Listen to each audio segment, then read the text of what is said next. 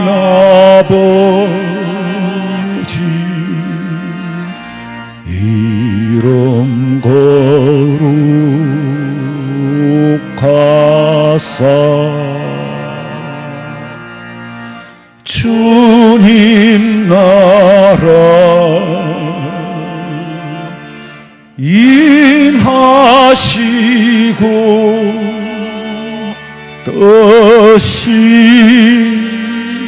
이루어지다.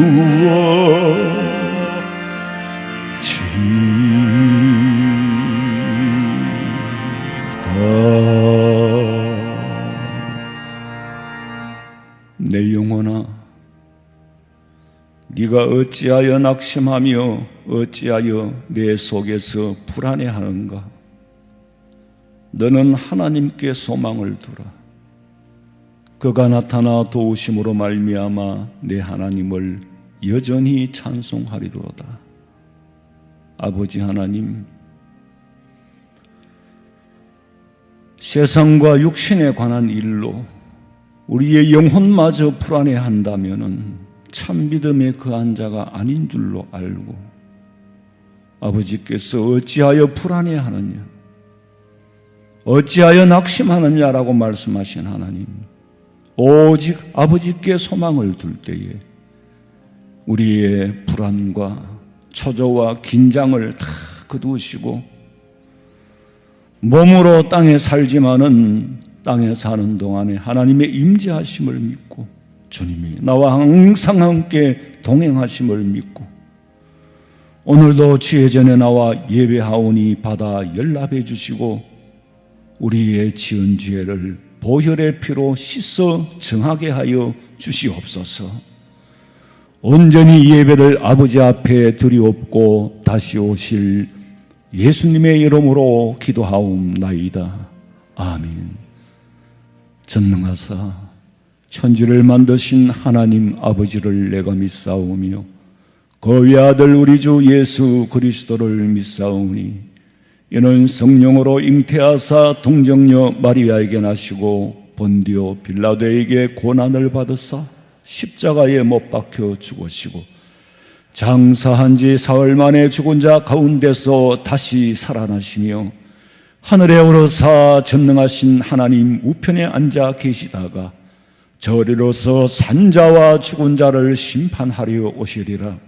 성령을 믿사오며 거룩한 공회와 성도가 서로 교통하는 것과 죄를 사하여 주시는 것과 몸이 다시 사는 것과 영원히 사는 것을 믿사옵나이다.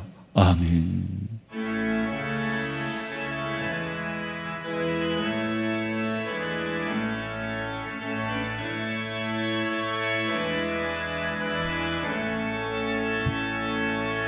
빛나고 높은 보좌와 그 위에 앉으신 주 예수 얼굴 영광이 해같이 빛나네. 해같이 빛나네. 나 이제 생명 있음은 주님의 은혜요. 저 사망 권세 이기니 큰 기쁨 넘치네. 큰 기쁨 넘치네. 아멘.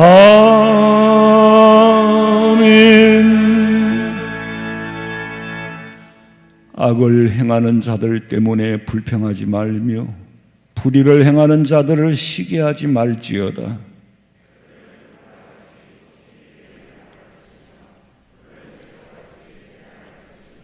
여호와를 의뢰하고 선을 행하라. 땅에 머무는 동안 그의 성실을 먹을거리로 삼을지어다.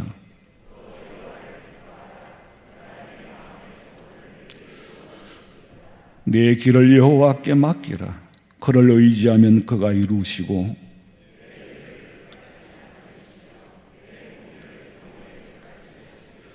여호와 앞에 잠잠하고 참고 기다리라.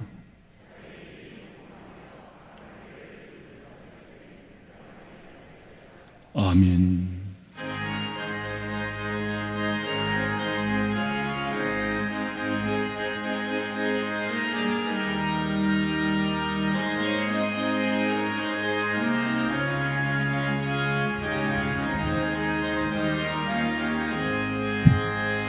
주가 맡긴 모든 역사 힘을 다해 바치고 밝고 밝은 그 아침을 맞을 때 요단강을 건너가서 주의 손을 붙잡고 기쁨으로 주의 얼굴 배우리.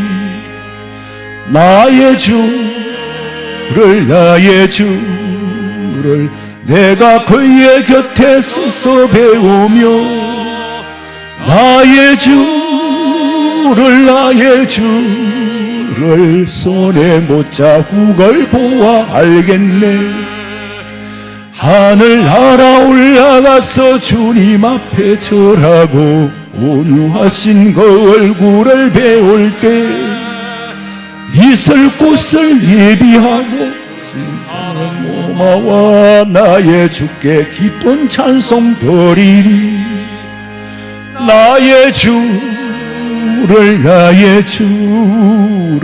내가 그의 곁에 서서 배우며 나의 주를 손에 못자국을 보아 알겠네. 이 세상을 일찍 떠난 사랑하는 성도들 나를 맞을 준비하고 있겠네.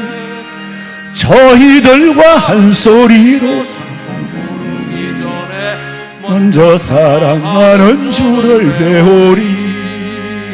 나의 주를 내가 그의 곁에 서서 배우며 나의 주를 손에 못자국을 보아 알겠네. 영화로운 시온성에 들어가서 다닐 때 흰옷 입고 황금길을 다니며 검검은 거 맞추어서 새 노래를 부를 때 세상 고생 모두 잊어버리리. 나의 주를 내가 그의 곁에 서서 배우며 나의 주를 손에 못자국을 보아 알겠네.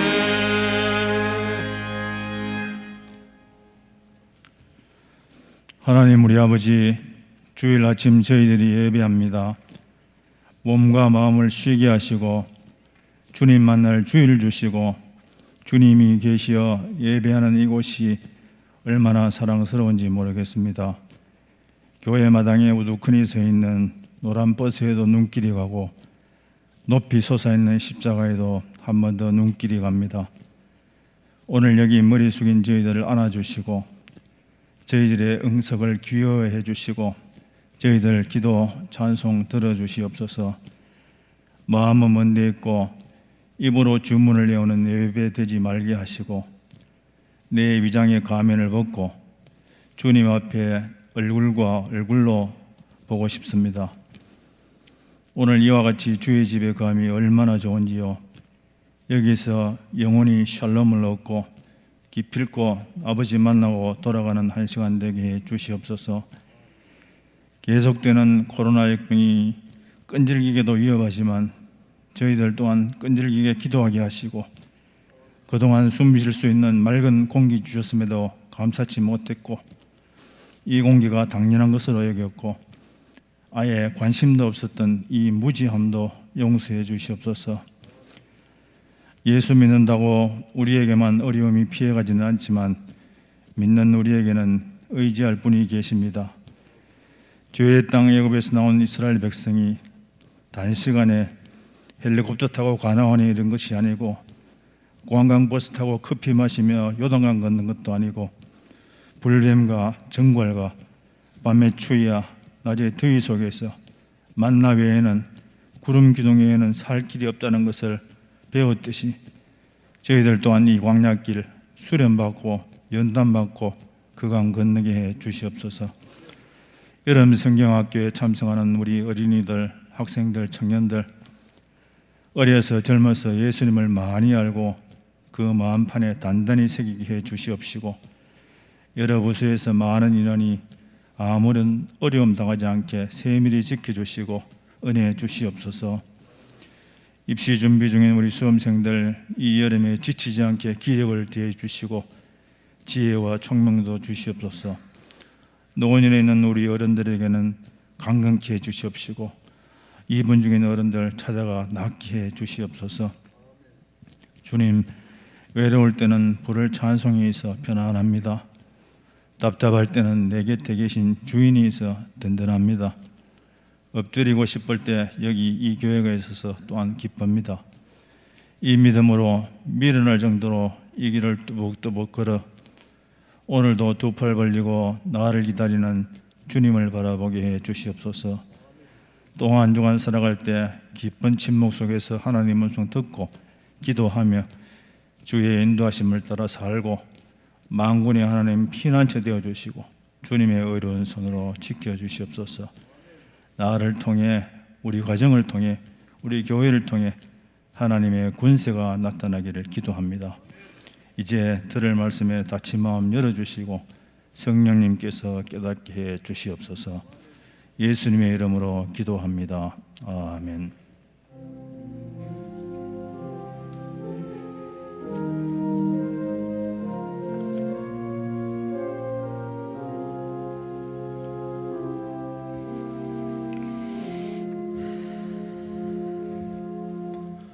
하나님의 말씀은 구약성경 창세기 1장 26절에서 31절 말씀입니다. 주보 이면을 참고하시기 바랍니다.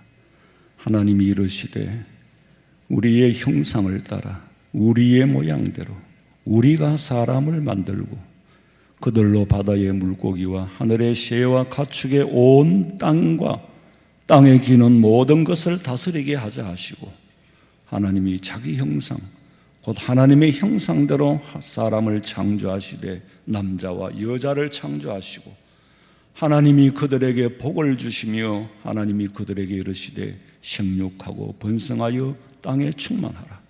땅을 정복하라. 바다의 물고기와 하늘의 새와 땅에 움직이는 모든 생물을 다스리라 하시니라. 하나님이 이르시되 내가 온 지면에 씨 맺는 모든 채소와 씨 가진 열매 맺는 모든 나무를 너희에게 주노니 너희의 먹을 거리가 되리라. 또 땅의 모든 짐승과 하늘의 모든 새와 생명이 있어 땅에 기는 모든 것에게는 내가 모든 푸른 풀을 먹을 거리로 주노라 하시니 그대로 되니라. 하나님이 지으신 그 모든 것을 보시니 보시기에 심히 좋았더라. 저녁이 되고 아침이 되니 이는 여섯째 날이니라. 아멘. 준비하신 예물 드리겠습니다.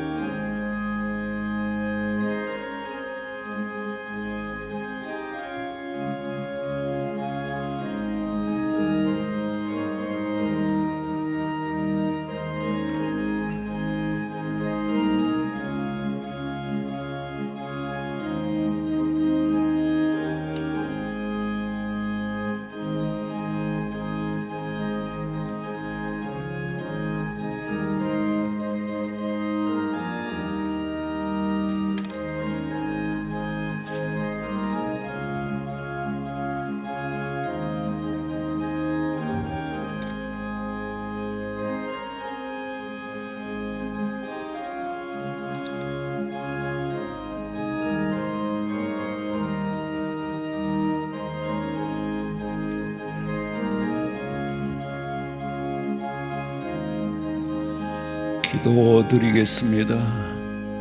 하나님 아버지, 변함없이 일용할 양식을 주시고 힘들지만은 경제적으로 손이 수고한 대로 먹을 것을 주시되, 적은 소득이 의를 겸하면은 불의를 겸한 많은 것보다 낫다고 하셨사오니, 경제가 침체되고 어려워도 우리의 지출이 엉뚱한데 나가는 일이 생기지 않도록 막아주시고, 주신 것으로 먹고도 남아 얼마든지 살 수 있는, 그리고 주님의 일을 기쁘시게 할 수 있도록 은혜를 허락하시고, 드리는 이 예물에 정성이 담기고 믿음으로 드리오매 하나님께서 받아 연락하시고, 성도들의 가정마다 직장과 사업장과 가정이 잘 되게 하여 주시옵소서.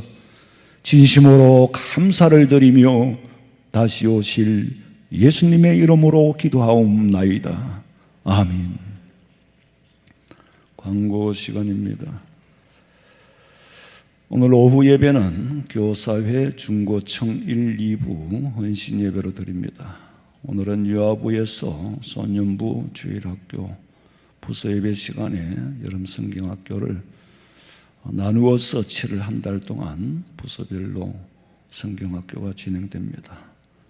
상황에 따라서 지혜롭게 대처를 해야 하기 때문에 그렇게 하는 일이기에 성도들이 협조를 부탁드립니다.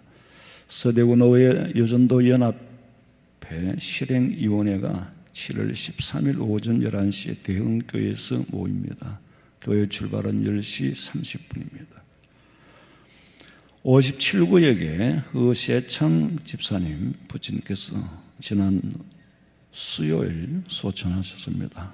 유족들에게 많은 위로가 있기를 부탁드립니다.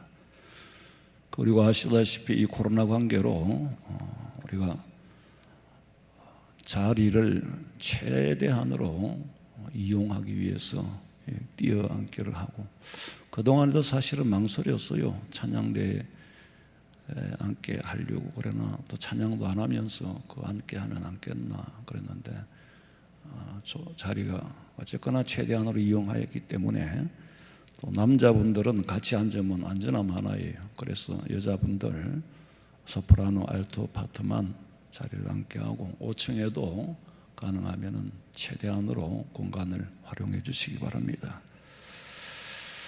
하나님께서는 천지 만물을 창조하시고 마지막으로 사람을 만들었어요.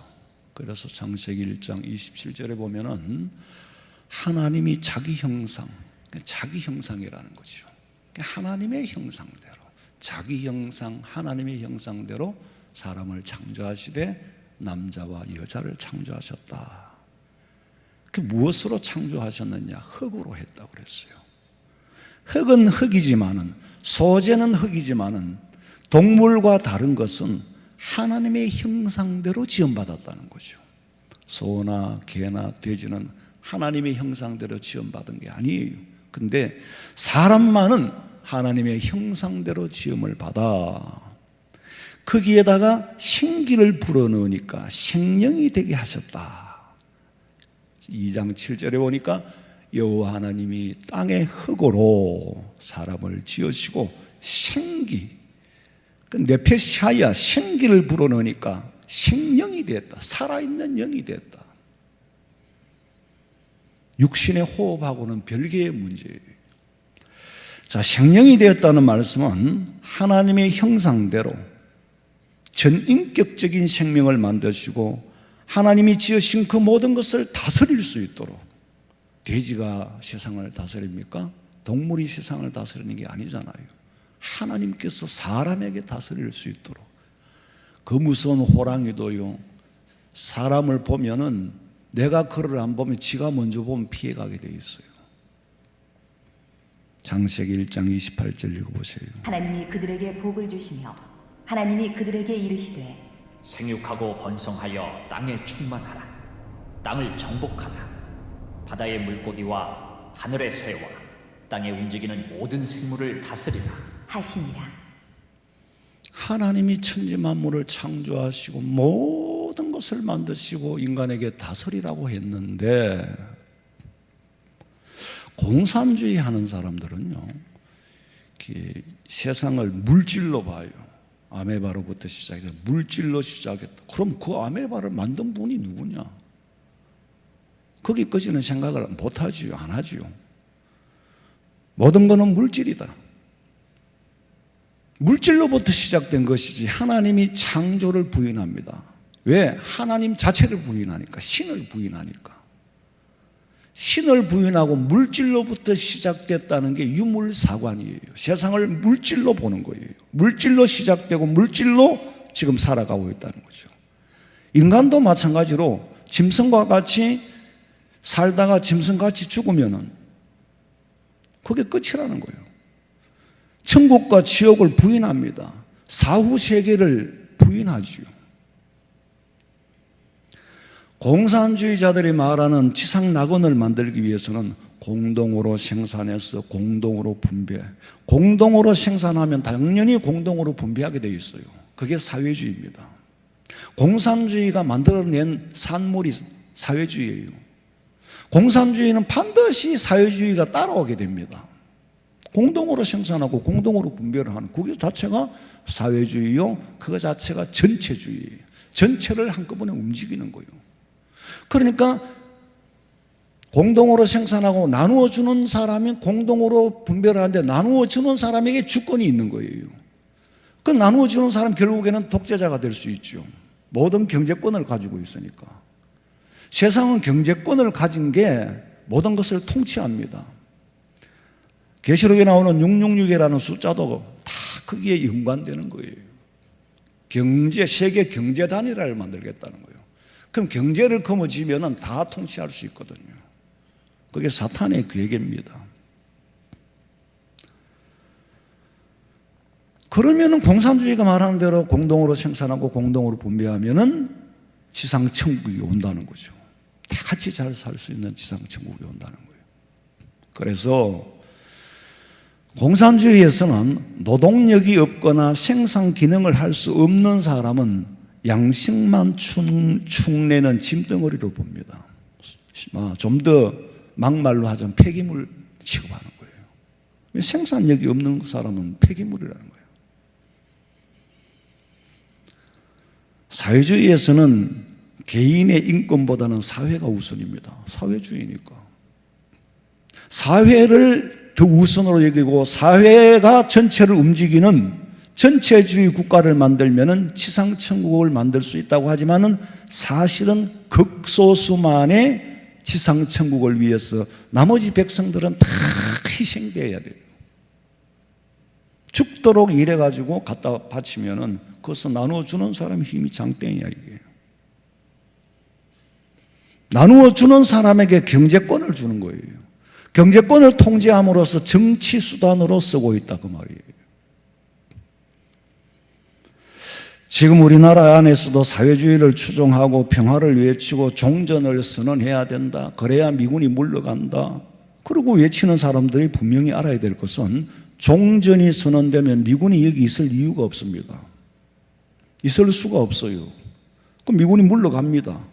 미군이 물러가는 그날이 바로 전쟁이 시작되는 날인 줄로 알아야 돼요. 종전은 무슨 종전입니까? 종전을 선포하는 그날이 전쟁 시작입니다.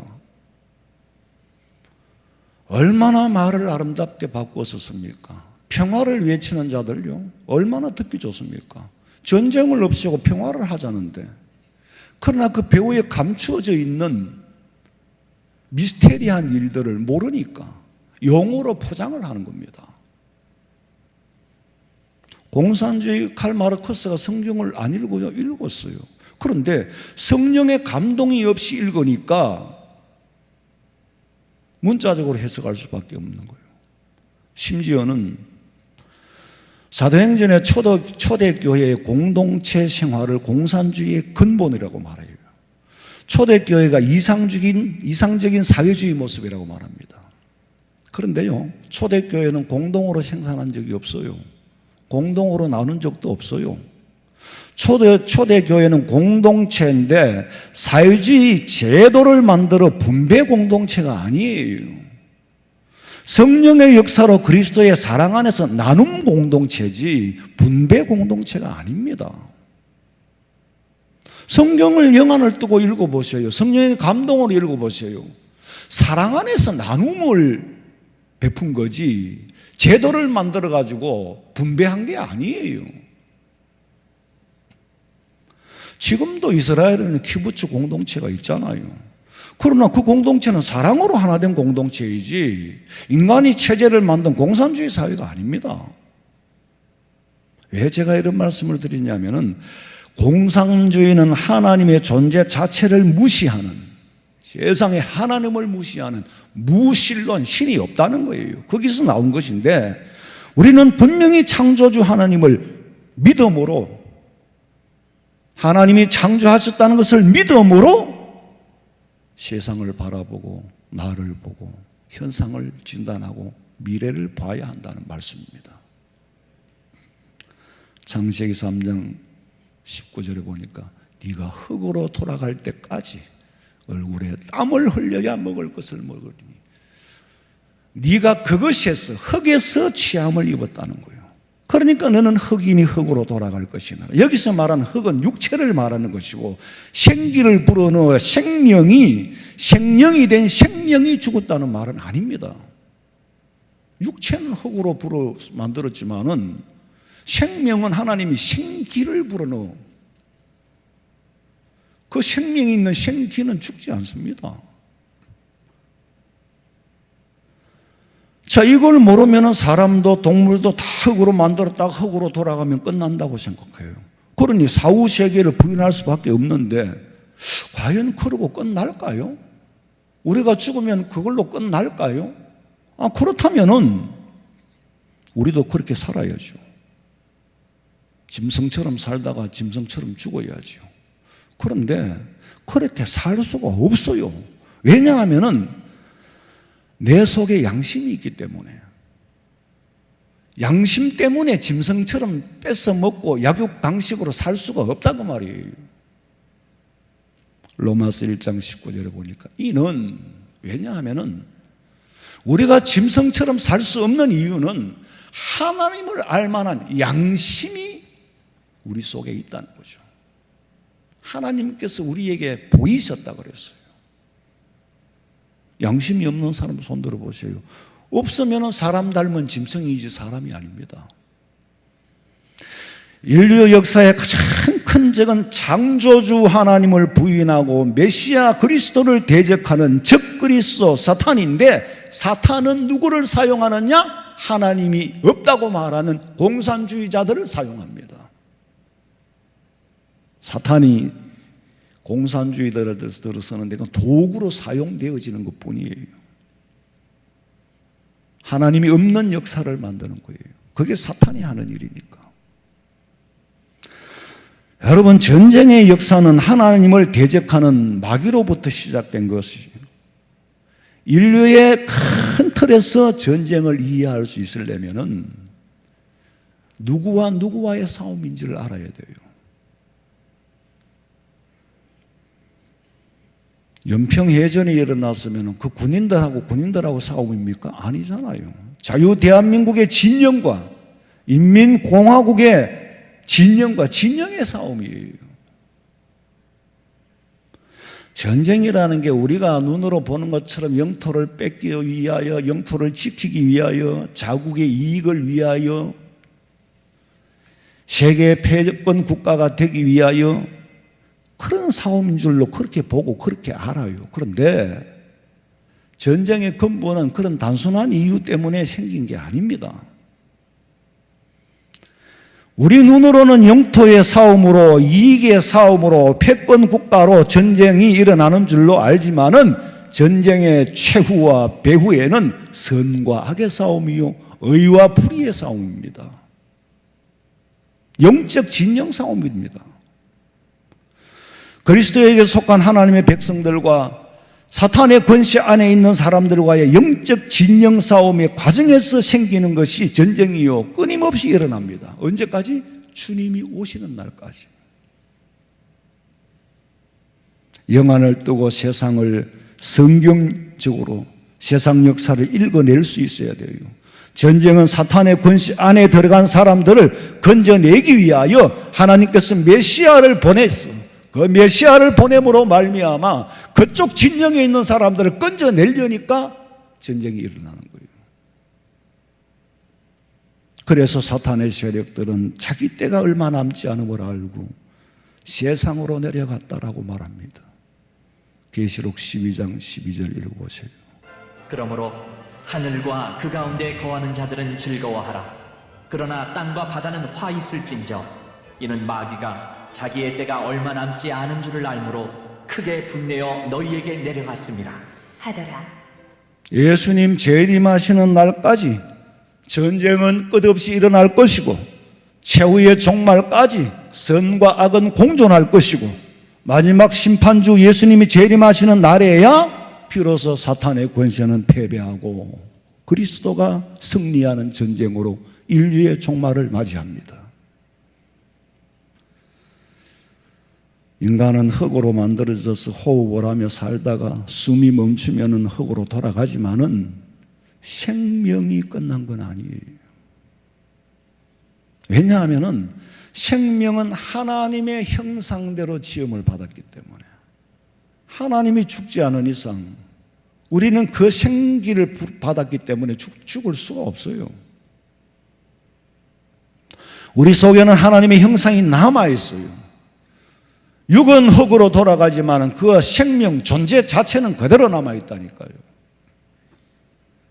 하나님의 형상대로. 이 말은 하나님이 나처럼 이렇게 생겼다는 말이 아니고 사람의 육체를 하나님의 형상대로 만들었다는 말이 아니라 하나님의 속성이 사람의 형상 안에 담겨 있는 거예요. 하나님의 속성이 인간에게 담겨져 있어. 생긴 건 다 다르게 생겼지만 하나님의 속성이 인간에게 담겨져 있어. 그래서 하나님께서 자신을 표현할 때 때로는 눈으로 표현하기도 하고 때로는 입으로 표현하기도 하고 때로는 손으로, 의로는 오른손으로, 신체 전부는 하나님의 속성을 담아내는 그릇이에요. 뇌과학자들이 뇌를 연구하면서 뇌의 구성을 보니까 단백질과 여러 가지 물질로 만들어져 있는데 그 뇌는 들여다볼 수 있어. 근데 뇌 안에 영혼은 안 보이더라는 거예요. 뇌 안에서 무슨 영혼이 보일까? 근데 왜 그렇게 생각하느냐 하면은 그렇게 생각할 수밖에 없는 이유는 의사가 볼 때는 사람 몸은 물질로 봅니다. 육체로 보는 거예요. 생물학적으로 정신은 뇌에 있는 줄로 알아요. 호흡은 심장에 있는 것처럼 보입니다. 뇌출혈이 생기니까 사람이 의식을 잃어버리거든. 아, 이건 문제는 뇌에 있구나. 근데 피를 제거하니까 의식이 돌아와. 그렇다고 정신이 뇌에 있습니까? 물질에 담겨 있는 게 아니에요. 자, 영과 육이 합체하여 기능을 못하면은 심장도 먹고 뇌도 먹고 모든 게 뇌가 멎으면 움직일 수가 없고 의식을 기능을 못한단 말이에요. 심장 숨을 못 쉬면 다른 기능을 다 마비되는 거죠. 그건 죽은 거 맞아요. 그러나 인간이라는 존재의 생명은 하나님의 형상이기 때문에 존재는 죽지 않습니다. 가끔 뇌사 상태에 있던 사람이 심장은 살아있으니까 식물인간으로 있잖아요. 눈 보이 뜨고 숨은 벌떡벌떡 쉬고 살아요. 그래서 산소호흡기를 달고 있는데 어떤 사람은 10년 후에 깨어나기도 하고 15년 후에 깨어나기도 하고 깨어나요. 근데 뇌과학자들이 경험에 의하면은 뇌사 상태에 살아난 사람들이 그동안에 가지각색의 세계를 체험했대요. 깨어나서 이 얘기를 들어보면은 가지각색의 세계를 체험했는데 자기는 뇌사 상태에 이른지를 모른다는 거죠. 그러면서 다른 세계를 보고 왔다는 거예요. 어떤 사람은 불구덩이를 보고 온 사람이 있고 어떤 사람은 긴 어두운 터널을 보고 온 사람도 있고 어떤 사람은 환하게 밝은 세상을 보고 온 사람도 있고 어떤 사람 마치 레바논의 제이타 동굴 그 스올이라 그러네요. 어마무시하게 무서워요. 저도 거기 가봤어요. 좌우간 결론은 뇌사 상태에 있다가 돌아온 사람들이 삶이 변하더라는 거죠. 무슨 말이냐? 사후 세계가 있다는 걸 부인할 수가 없다는 거죠. 자, 근거 없는 말이겠어요? 아니죠. 사도 바울이 셋째 하늘에 올라가 봤다 그랬어. 근데 사람의 말로는 가히 이룰 수 없다, 일러줄 수 없고 표현할 수 없는 세계를 보았다는 거죠. 본 거는 맞지만은 그걸 설명은 못해. 본 것을 말하지 내용을 말하는 게 아니에요. 가히 사람의 말로 할 수 없는 거, 그러나 본 건 틀림이 없다. 그래서 부덕불 자랑한다. 고린도후서 12장 1절부터 읽어보세요. 무익하나마 내가 부득불 자랑하노니 주의 환상과 계시를 말하리라. 내가 그리스도 안에 있는 한 사람을 아노니 그는 14년 전에 셋째 하늘에 이끌려간 자라. 그가 몸 안에 있었는지 몸 밖에 있었는지 나는 모르거니와 하나님은 아시느니라. 내가 이런 사람을 아노니 그가 몸 안에 있었는지 몸 밖에 있었는지 나는 모르거니와 하나님은 아시느니라. 그가 낙원으로 이끌려가서 말로 표현할 수 없는 말을 들었으니 사람이 가히 이르지 못할 말이로다. 바울이 셋째 하늘에 올라가서 본 것을 마치 남의 얘기하듯이 해요. 그가라고 3인칭으로 말하는 이유는 조금 후에 말씀을 드리겠고, 좌우간 내 자신이 몸 안에 있었는지 몸 밖에 있었는지는 모르겠지만은 삼층천의 세계, 셋째 하늘에 끌려가서 본 거는 틀림이 없다. 그러나 땅의 것으로 가히 표현할 수도 없고, 땅에 있는 것으로 설명을 해버리면 사람들이 여러 가지 오해를 불러일으켜요. 자기 마음대로 생각을 한다는 거지. 그리고 땅에 없는 것을 어떻게 땅에 있는 것으로 비교를 하겠습니까? 제가 옛날에 영천에 여름 성경학교를 한다고 전도사 때 갔더니 애들이 그 동네 회관은 2층밖에 없어. 야, 서울에 가면은 여의도 63빌딩이 있다. 어마무시하게 높다. 그랬더니 전도사님, 우리 동네 회관보다 더 높습니까? 그러더라고. 지가 본 거는 마을 회관밖에 없어. 내가 어떻게 63빌딩을 설명을 하겠어요? 그럼 잘못하면 63빌딩이 동네 회관이 되어버리는 거예요. 바울은 내가 본 건 틀림이 없는데 사람의 말로 가히 일러줄 수가 없다. 표현할 수가 없다는 거예요. 그게 설사 꿈이라고 해도 꿈의 세계가 있으니까 꿈을 꾸지요. 저는요, 꿈으로부터 시작해서 꿈으로 끝납니다. 아, 내가 꿈을 꾸었기 때문에 잤구나. 근데 가끔 우리 집 사람은 보면은 지나다니면서 방문을 항상 열어놔요. 만에 하나 무슨 일이 있어도 서로 열어놔야 소통이 되니까. 쿨쿨 자대 그런다고. 당신 보기에는 쿨쿨 자는데 나는 그동안에 꿈속에 있었다. 육신은 쿨쿨 자는데 내 마음은 꿈을 꾸다가 꿈속에 있었고, 꿈이 깨면은 잠이 깨는 거다. 그런데요, 오만 가지 꿈을 다 꿔요. 그거 다 잡꿈이지. 전혀 생각도 안 했더니 등장인물이 나타나고 막 그러는데, 중요한 거는 꿈을 꾸다가 왜 긴박한 상황에 막 낭떠러지 지금 막 절벽에 떨어져야 되고 막 죽음이 임박했는데 깨버려요. 꿈꾸다가 꿈에서 죽은 사람이 있어요? 절대로 꿈에서는 안 죽습니다. 꿈을 꾸다가 깨버린다니까? 꿈꾸다가 죽어가지고 못 일어난 사람 없어요. 하고 깬다니까? 도대체 꿈이라는 건 정신세계에서 꾸는 건지, 이성에서 꾸는 건지, 마음에서 꾸는 건지, 몸으로 꾸는 건지, 그거 누가 알겠어요? 정신이라는 건 눈에 보이지 않는 이성의 지배를 받아요. 이성과 정신은 뇌라는 물질에 있습니까? 뇌는 육체이긴 해요. 뇌는 단백질로 하고 뭐 여러 가지, 예? 장로님, 단백질하고 여러 가지로 구성된 거 맞죠? 맞다는 거예요. 뇌는 육체는 맞아요. 살아있는 동안은 정신세계와 불가분리의 관계에 있습니다. 이성과 생각, 마음과 정신, 그리고 육체와의 관계를 두고 성경에서는 영과 혼과 육으로 삼분설을 말하기도 하고, 때로는 영과 혼, 영육으로 이분설을 주장하기도 하는데, 그 구성관계는 하나님만이 알지 인간은 다 몰라요. 그건 인간 영역 밖에 있는 겁니다. 인간의 이성이 한 가지로 굳어지면 사상이 되는 거죠.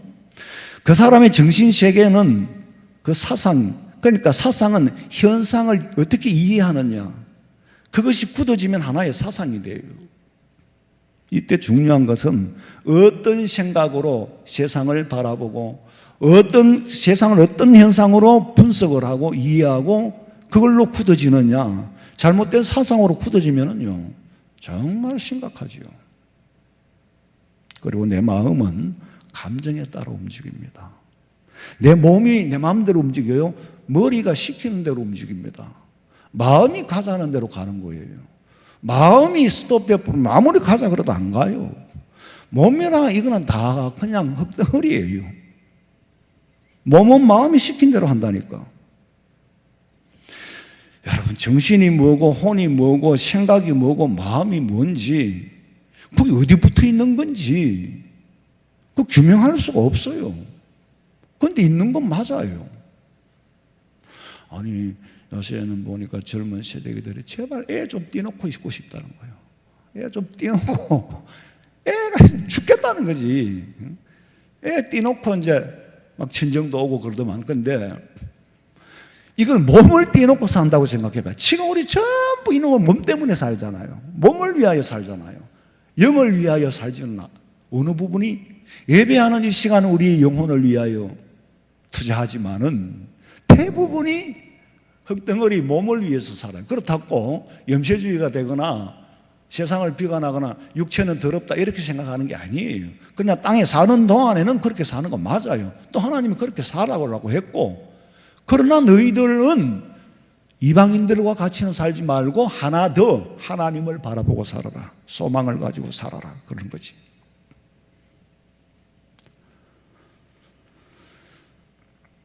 정신은 눈에 보이지 않는 분명한 이성의 지배를 받는 건 맞아요. 그럼 이성과 정신이라는 것은 뇌라는 물질 안에 있습니까?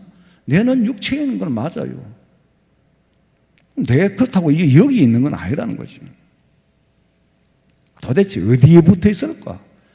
영과 육이 하나로 있을 때는 영이 그러면 손에 붙어 있습니까? 영이 심장에 붙어 있습니까? 영이 뇌에 붙어 있습니까? 심장이나 그럼 뭐 간에 붙어 있어요? 영은 육이 아니고 육은 영이 아닙니다.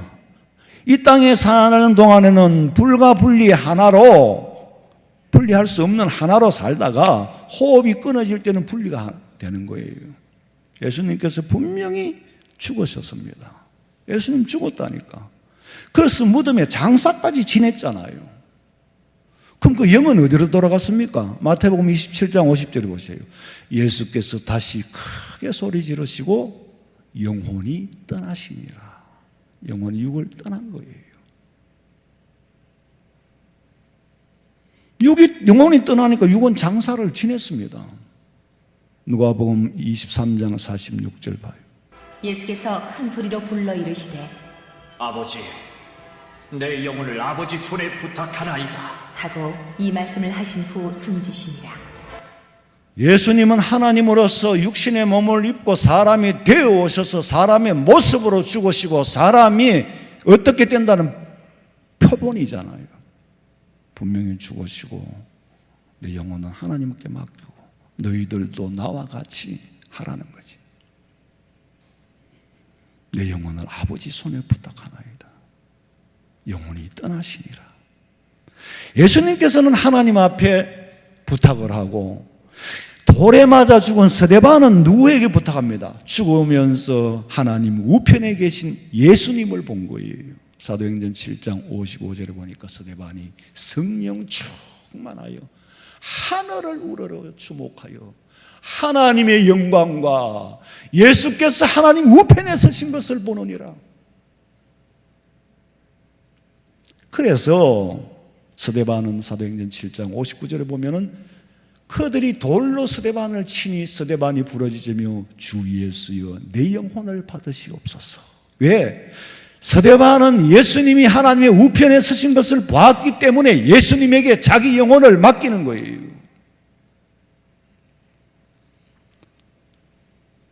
십자가에 죽으신 예수님께서는 어떤 모습으로 나타났습니까?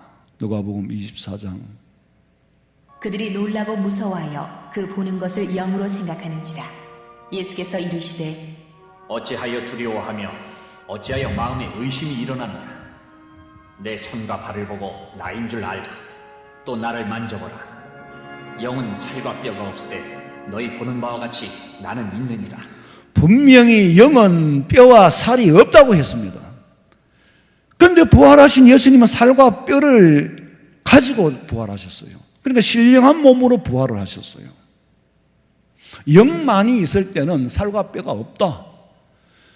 그런데 나는 살과 뼈가 있잖아. 이 말은 몸으로 죽어서 몸으로 부활했다는 거죠. 다시 영과 육이 합체가 된 거예요. 그런 예수님께서는 부활하셔서 때로는 공간을 초월하여 엠마오로 가는 제자들 앞에 불쑥 나타나기도 하고 사라지기도 하고. 왜? 신령한 몸으로 부활하셨기 때문에 시간과 공간을 초월하시는 거예요.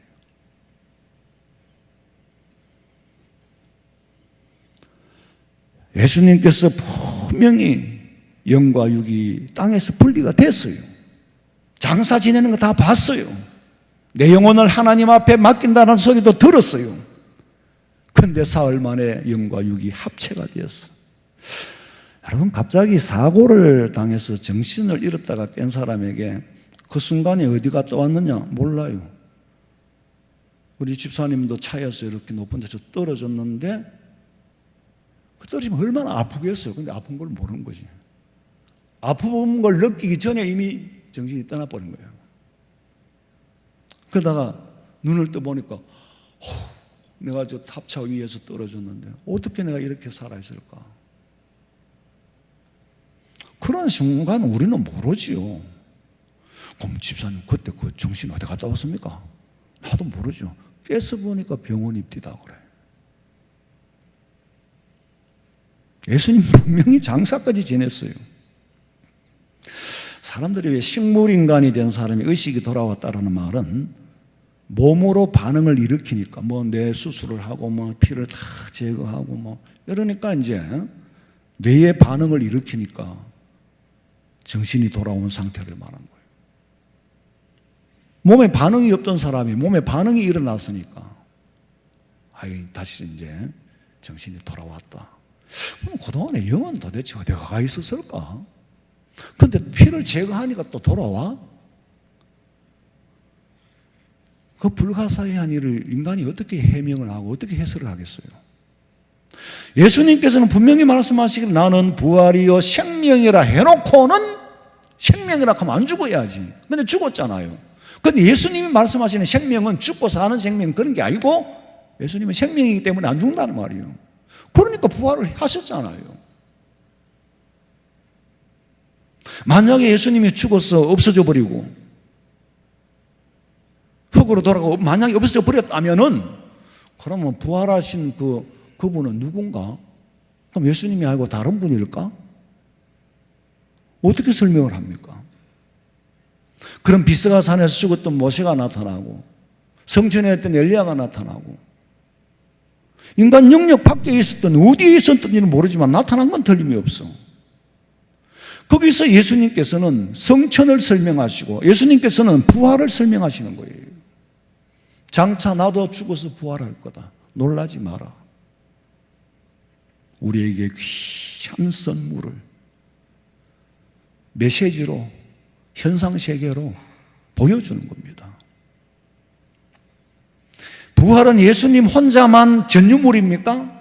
혼자만 차지하는 겁니까? 아니에요. 요한복음 11장 25절에 보니까 예수께서 이르시되 나는 부활이요 생명이니 나를 믿는 자는 죽어도 살겠고, 이 말은 육신의 호흡이 끊어져도 생명은 산다는 거예요.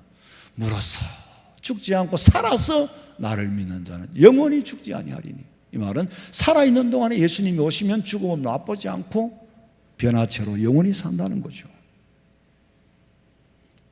우리에게 주실 부활을 예수님 미리 보여주셨어요. 예수님께서는 뇌사도 아니고 심장사도 아니고 심장과 뇌 다 죽었어요. 완전히 죽었어요. 제자들이 만약 예수님이 죽으신 모습만 보고 살아나신 모습을 보지 못했다면 누가 따르겠습니까?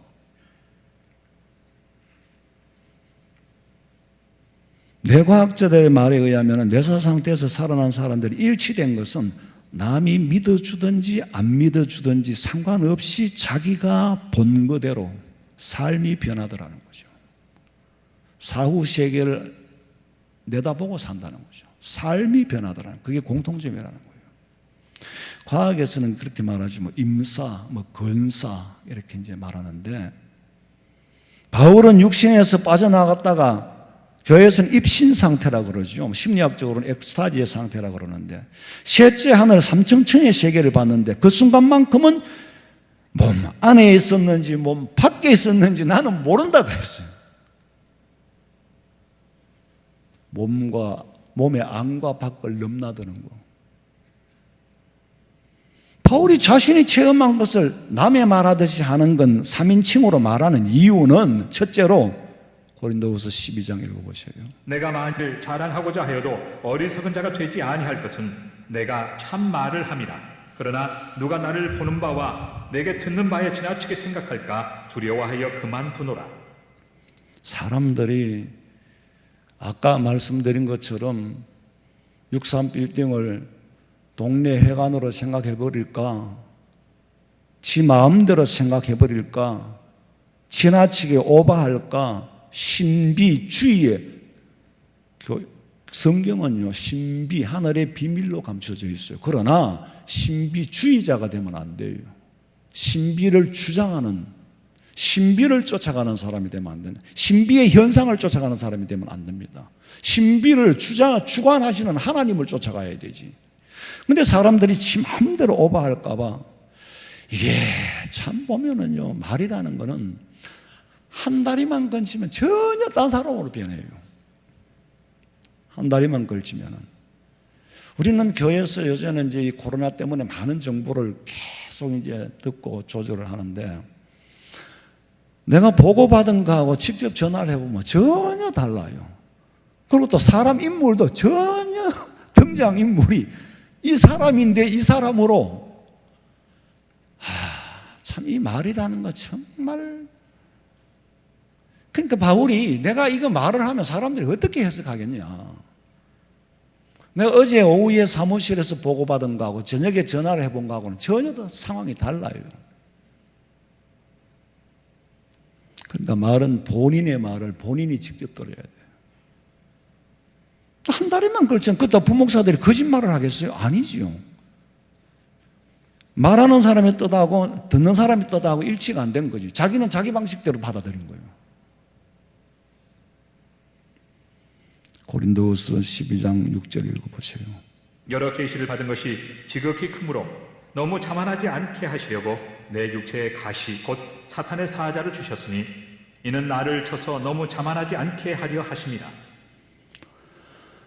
자, 두 번째로는 내가 삼층천의 셋째 하늘에 올라갔던 것을 자랑하지 않게 하기 위하여. 자랑하지 않도록. 교만할까 봐.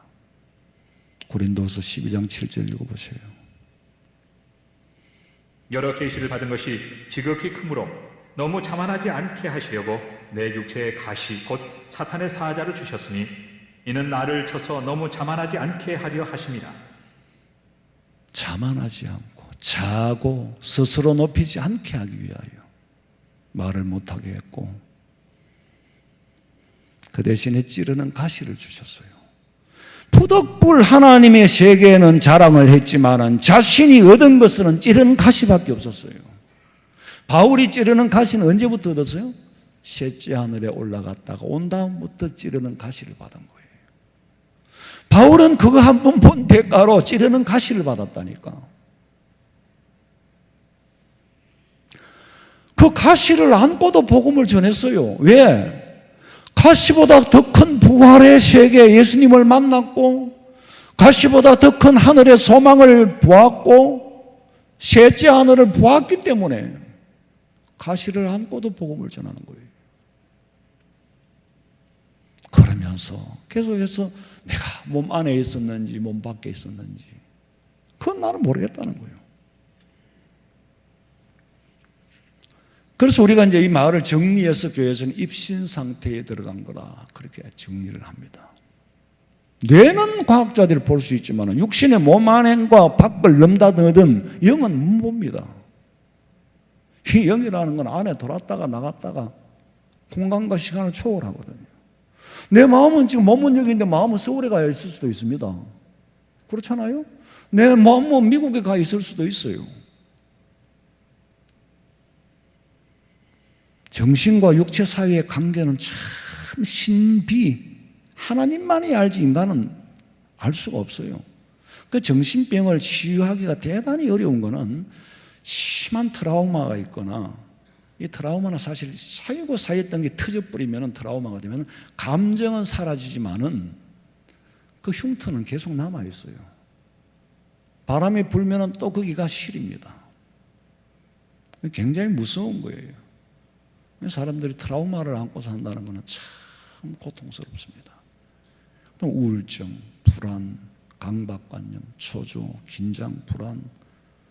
요새는 이 정신병 이름을 조현병이라고 이렇게 이름은 바꿨습니다만은, 근데 제가 계속 정신과 치료를 받으러 다니면서 느낀 거는 치료가 딴 거 없어요. 가면 약만 받는 거예요. 근데 의사가 그래요. 좀 낫습니까? 그러면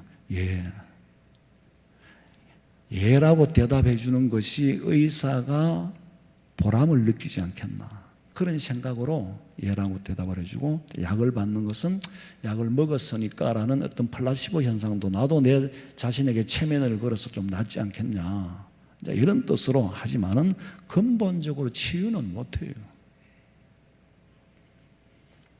다리가 부러지면 한 2개월 정도 치료하면 팔이 부러져도 되지만 정신병은 여러분 안 걸려보면 몰라요. 절대로 모릅니다. 그래서 마음에 상처를 주고 마음에 흉터를 남기는 것은 정말 해서 안 될 일입니다. 인간의 근본을 아시는 분은 오직 하나님밖에 없어요. 사람을 만드신 하나님 외에는 아무도 몰라요. 여러분의 세계를 내가 압니까? 여러분이 압니까? 내 세계를 여러분이 압니까? 모르지요. 나도 나를 모르겠는데, 나도 내 마음을 내가 조절을 못하겠는데, 그래서 하나님 성령께서 내 마음을 다스려 주시고 성령께서 내 마음을 다스려 주셔야지. 그리고 예수님 말씀하시기를 네 마음과 생각을 내가 지켜주겠다 그랬어. 마음과 생각을 지켜주실 수 있는 분은 하나님밖에 없어요. 여러분 마음의 치유는 하나님 앞에 받으셔요. 성령 하나님께서 치유해 주셔야 돼요. 그런데 또 드러나요. 또 일어나요. 계속해서 평생 기도하는 수밖에 없어요. 평생 내 마음의 성령이 나를 주관하시고 내 삶의 주권자는 하나님이시고 나는 완전히 하나님 앞에 맡겨버리고 성령이 하나님 나를 다스려 주시고 내가 성령 충만하게 하시고 성령의 은혜의 바다에 헤엄치게 해 주시옵소서. 계속 그렇게 기도합니다. 그게 안 되면은 하나님의 힘을 도움을 받지 않으면 이제 사람이 어떻게 언제 어떻게 튈지도 모르죠.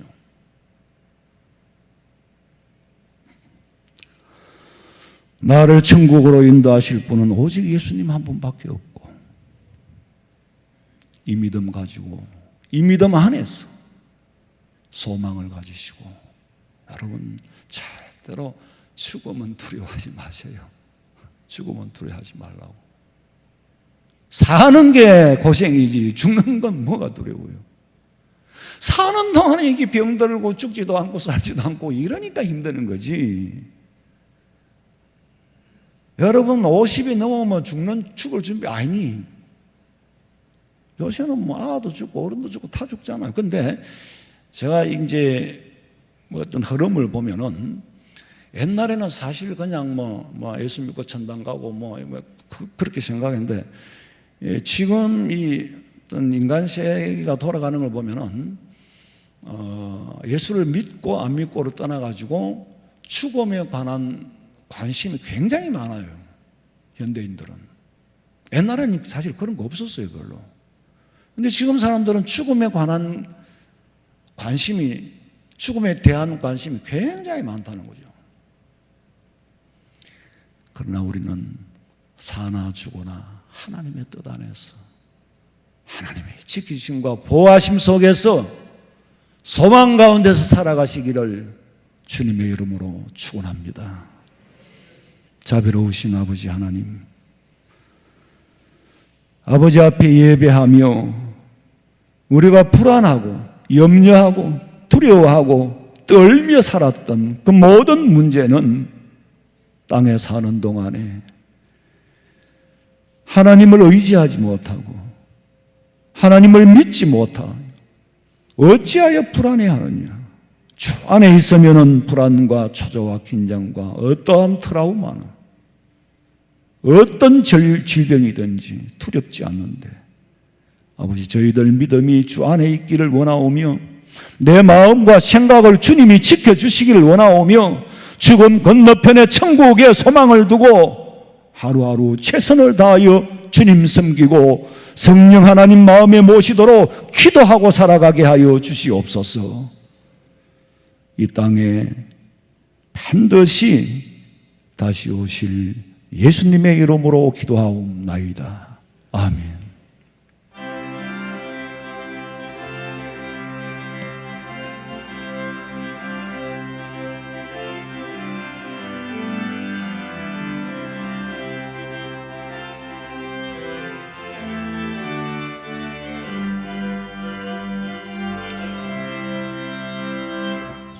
요단강 건너편에 화려하게 베는지 나를 위해 예비하신 집일세. 강가에는 생명나무 꽃이 만발하였네. 주의 얼굴 그곳에서 배우리. 주의 얼굴 배우리. 주의 얼굴 배우리. 슬픔 하나도 없고 금빛 찬란한 데서 구속하신 주의 얼굴 배우리. 주가 내게 부탁하신 모든 역사 마친 후 예비하신 그곳에서 쉬겠고, 성도들이 주의 영광 할렐루야 부를 때 나의 음성 그곳에서 합하리. 주의 얼굴 배우리. 주의 얼굴 배우리. 슬픔 하나도 없고 금빛 찬란한 데서 구속하신 주의 얼굴 배우리.